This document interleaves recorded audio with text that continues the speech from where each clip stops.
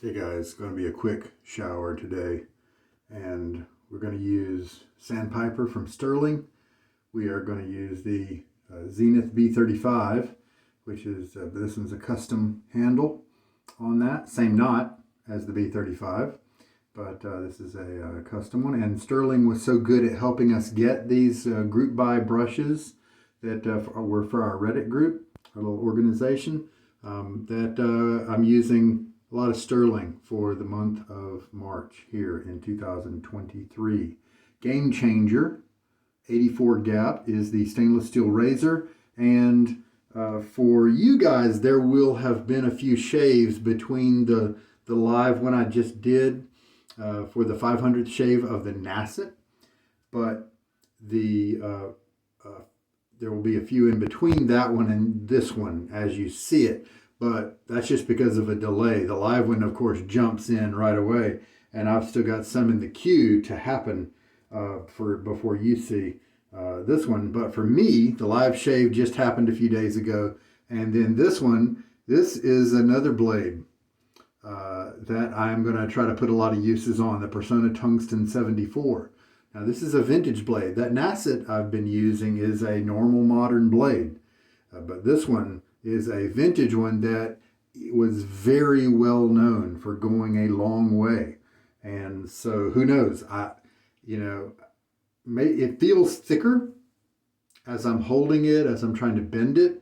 And so maybe the thinness of the Nacet is its advantage.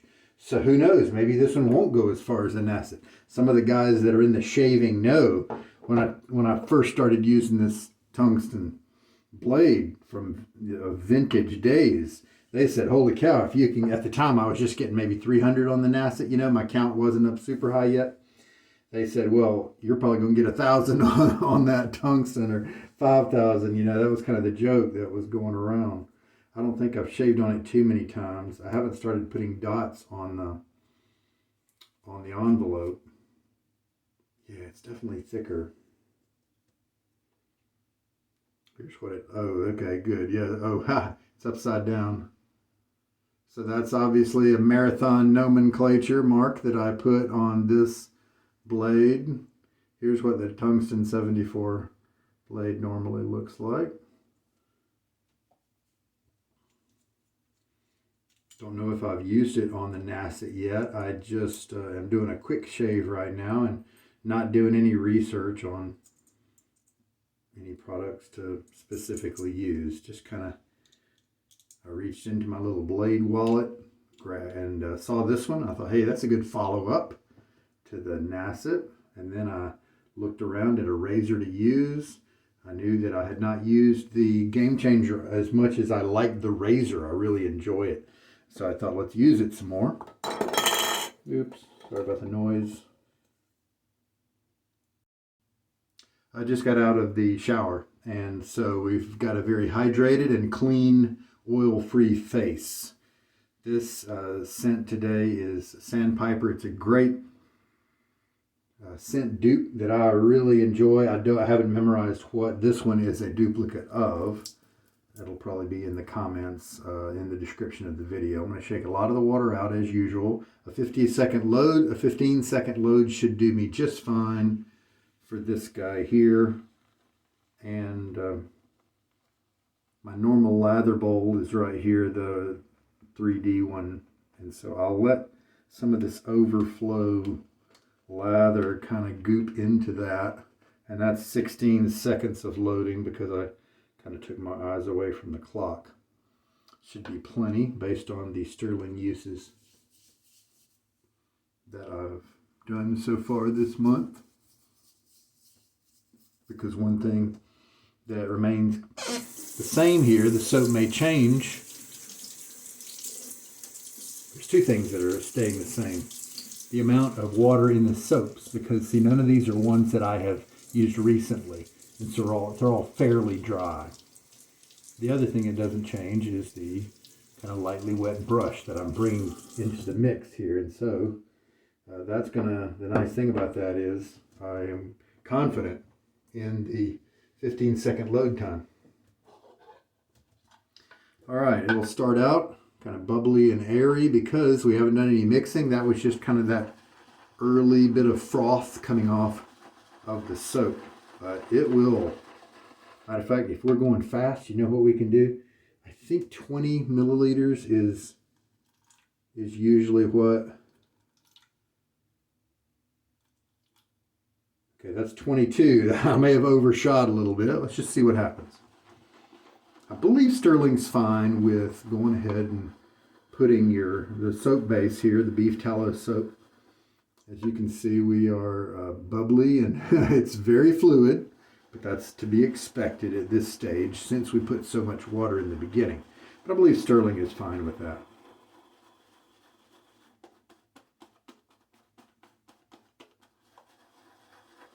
This brush is one that is 31 millimeter knot. It's a bore knot. It's set at a depth that is kind of where you would do chubby, scrubby type brushes. And so it's got a lot of backbone. I can feel it in the bowl right now. If this doesn't come together in a really, if it stays too loose, then that will make this backbone focused brush. It will make it really feel very stiff because it's not going to be a creamy force to spread those bristles apart. And when those bristles are spread, then, you know, it makes it a lot easier to splay the brush. Ah, look at that. We're starting to come together here. It's definitely a creamy, loose kind of texture. So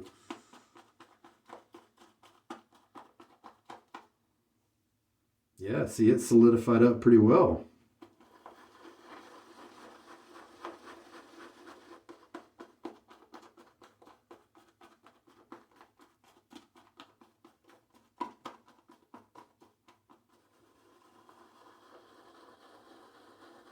It doesn't look like I added too much water.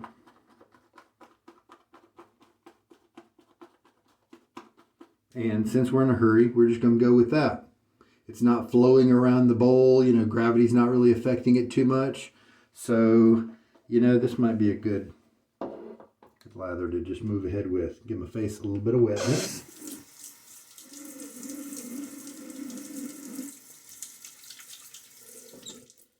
Just got out of the shower, which is not typical for me, and so face is very clean today. Oh yeah, that lather feels nice.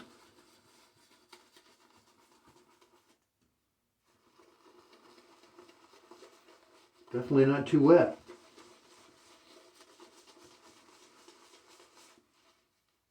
Now remember that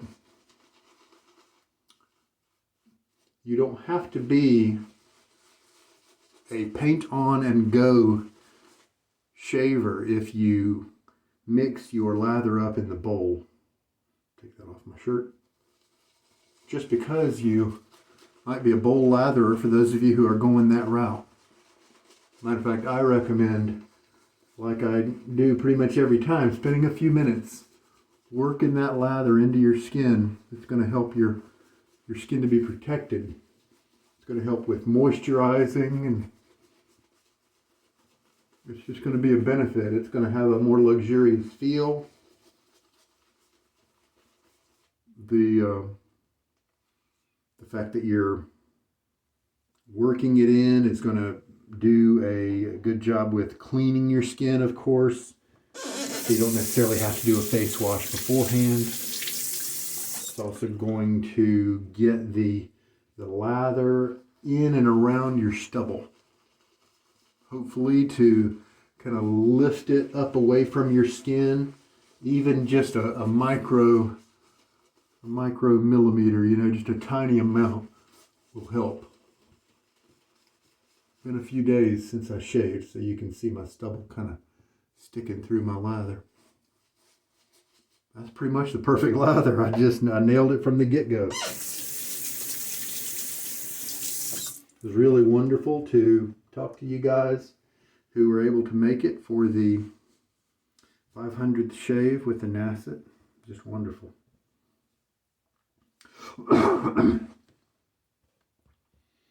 Game changer with the Tungsten 74. It's an old blade, a new razor. Sometimes those are good matches and sometimes they're not. This just, the blade just doesn't feel like it's working. I think this is not going to be a good match.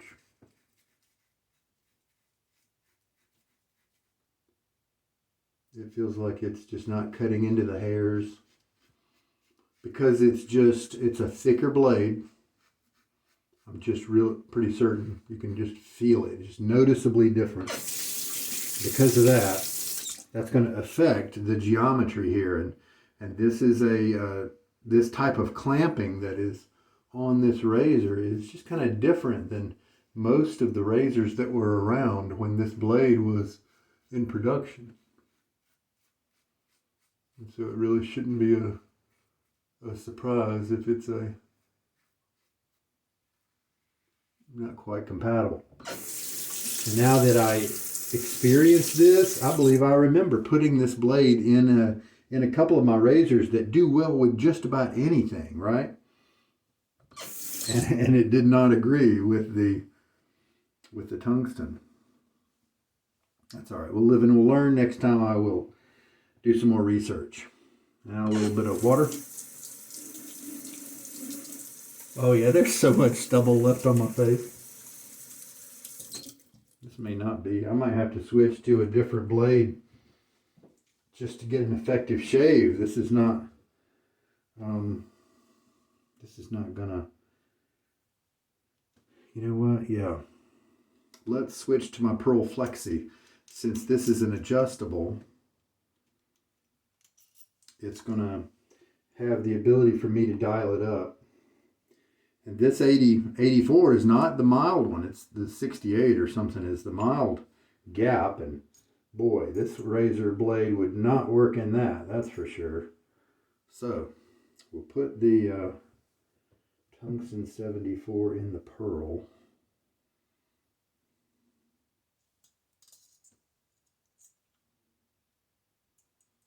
And I'm pretty sure I have not done this combination.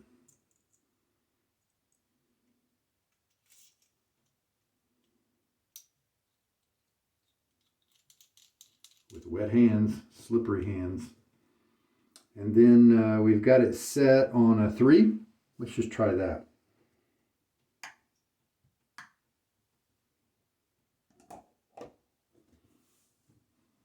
Get to that lather. Oh yeah, see that 15 seconds of loading?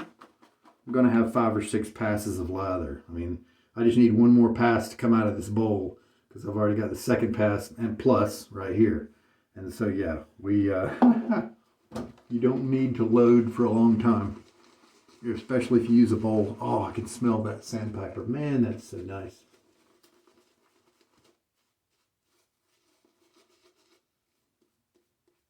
I think I do have that as an EDT, and if I don't, it's on my list to get it as the cologne because it's just so nice. All right, the 3. Not really an efficient setting. That's noticeably different. This has good clamping as well.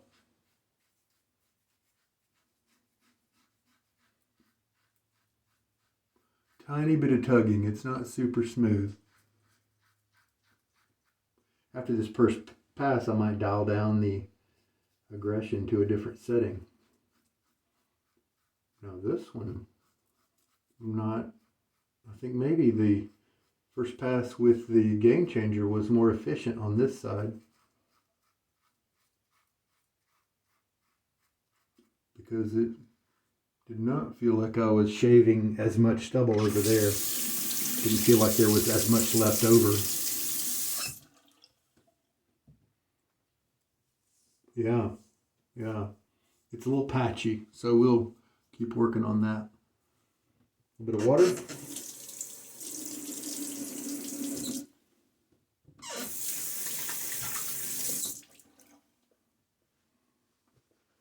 need to install a hook right here on the wall to hold my towel.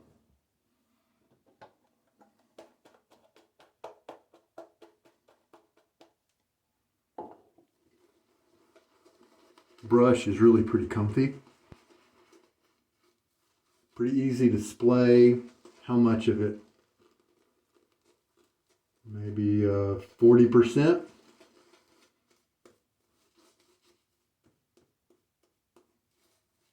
Something like that. All right, cross grain. Now I can feel some twinges.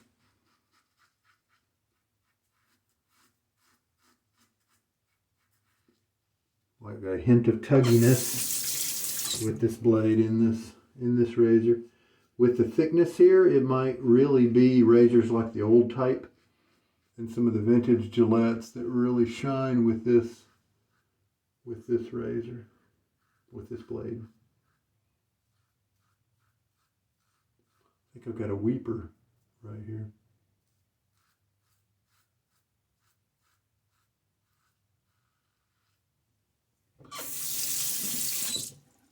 Blade is really sliding, the razor and the blade are sliding nicely over the skin. We've got good protection here from the lather.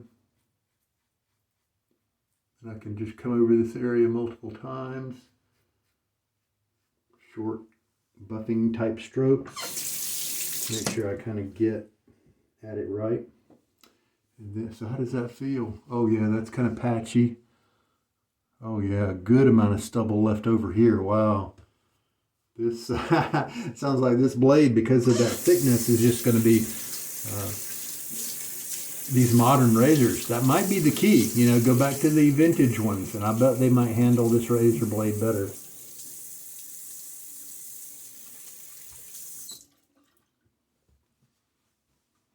The modern ones are built with higher tolerances to put that blade edge and hold it at exactly certain places. Let's twist it up to a 4 and see if we can get a little bit more, you know, aggression out of it, a little bit more exposure. And now I think we're doing a 4th pass. So this, the 74 might be a great marathon option, but tonight was supposed to be a fast shave, and doing a 4th pass is kind of the opposite of that, right? What we're going to do is we're going to buff and just make this be the last pass, and just really hit it. If I need to just dip my hand into the lather bowl there to pick up some more lather, I can do that. Oh, I can feel that extra aggression. So surely that's going to do some good work. Might ride the cap if I want to try to save my skin from any razor rash potentially. Funny thing, over on the left side of my face there, it doesn't feel nearly as aggressive.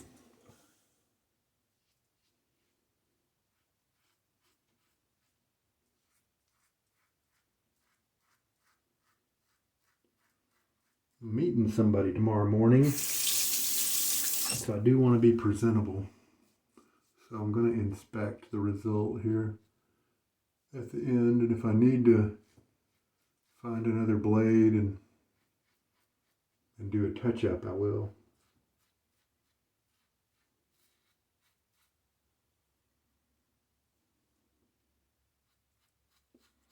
Yeah, this is a perfect lather. It's really slick. Feels luxurious when you're doing rinses and things like that, but it's still very, it's still wet. Doing a good job. There we go.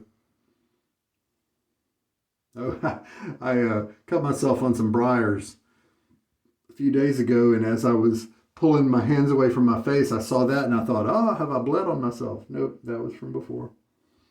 All right. Yeah, there's still some kind of patchiness over here. So like I said, I'm going to just lay down some more lather like that. just kind of specifically hit those areas.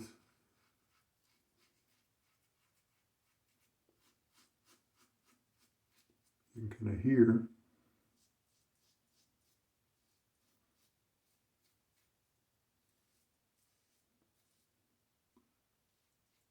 All right. Now we can feel. You can even do a dynamic type of shaving where you don't even do passes. You just kind of have a little bit of lather in your hand.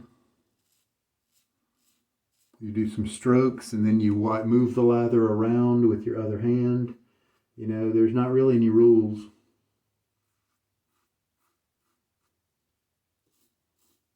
Oh yeah, a little patch right there.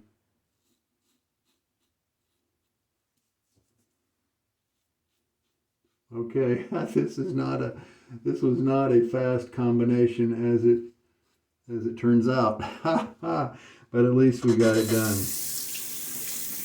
At least. Oh, wonderful cold water. I'm gonna miss it in a couple of months when winter is gone. Right now I can just take a cup and have nice refreshing cold water right from the tap. Such a treat. And so that was 4 passes, and we still have, 3 more passes left in the bowl and brush here. That was just 15 seconds of loading. Doesn't take much, does it? How much water did we use? Yeah, that's right. We put it all in at the beginning. So yeah, 22 milliliters of water, 16 technically, seconds of loading. You know what? The other day I used sandalwood and as a splash, and the beginning notes are very sandalwoody, and so I was enjoying those. But then what it dried down to was something that I didn't quite enjoy as much. And so I may have to put that on the trade away pile. I liked how it was right away, but the woody stuff was gone in about half an hour or something like that, and I was left with maybe something almost powdery, grassy maybe. I normally like grassy, but this was more of almost like a powdery lemongrass kind of. I don't really know for sure, but I didn't really, and almost had a little floral note to it too. Not like rose or anything, but just. And I read, I think they're using Hawaiian sandalwood with this Stirling scent. And so they do say that it has kind of a fragrantness to it. And that may be what that is. And the powderiness and kind of almost a dryness. But the nice woody part that is more closely resembling to the Indian sandalwood, that kind of departed a little too quickly for me. So today, why don't we do Scarn? This is a low-key scent here with Sandpiper. Something else would work very well, and then my Sandpiper cologne, later on would then be effective. But let's just see if Scarn matches. They're two different cologne dupes. Scarn is one thing. Can't remember what it is though. And the Sandpiper is another cologne.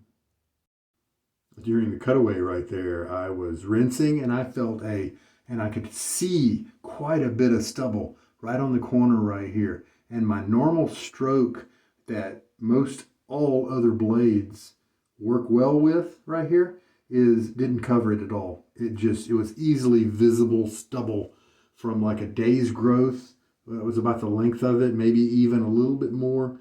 And you could easily see it. So I had to get that off. And so what I did was I changed directions because this razor blade and this razor just they're not quite getting it right in terms of the geometry and where it's setting the edge and all that. I decided to use different angles than I normally have to get this area. It's slightly forward, the hair. It doesn't go straight down right here. It moves slightly forward. And so then that means what I did was I just grabbed a little of the lather from my lather bowl, put it right there. And then instead of the from back to front that I almost always do, I switched and did a front to back. and because of the slight tilt in the grain, that was very effective at taking out that area. So that's not something I usually have to do. All right, so let's see what the Scarn will smell like. I'm not smelling the Sandpiper in a big way right now, and so surely the Scarn is not going to interfere. Face is still a little bit wet from the rinsing, so that's going to help the balm here to be easily spread around. And this is something you can use to your fingers to do a little diagnostic work. Try to find any patches that you could, because you can still whip out the razor and blade and do some touch-ups.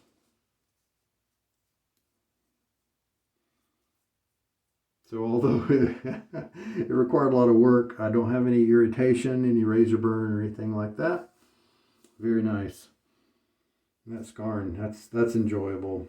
That's an Office reference from the TV show The Office. Michael Scott was the fictional character in the show, one of the main characters, and he had an alter ego personality of his own making called Michael Scarn that he thought was brave and a secret agent, that kind of thing. Since the shave took longer than I thought it would, I am not going to blow dry this guy. I towel stropped him just gently up and down to get rid of the standing water. And if you don't know, you don't have to hang brushes upside down. As long as you kind of get that the drops and the standing water out of it, it dries the same speed, same duration if you put it up on its base, just sitting on the counter or a shelf, as it might if you put it in a hanger. And also the hanger is going to potentially put marks on your brush as it comes in contact with it over and over and over. So I usually advise just putting it on the base. Don't put it inside a medicine cabinet or any other kind of enclosed space if it's damp. You don't want to do that. Keep it well ventilated if it's damp. So the tungsten, not really working well in the Game Changer at all, so much that I had to switch gears, and I did not happen to choose a very good option with this Pearl Flexi. Flexi does really well with pretty much everything I've thrown at it, except for this one, and it's just different. It is thicker. And so that puts all the geometry in a whole different light, according to razor heads and things like that. But we got it done, right? Just cleaning up razor parts, things like that. Got the balm on. Told you guys all the specs. I think that's it. Take care now, you guys. Have a good night. This is Sugar Daddy Shaves. Bye.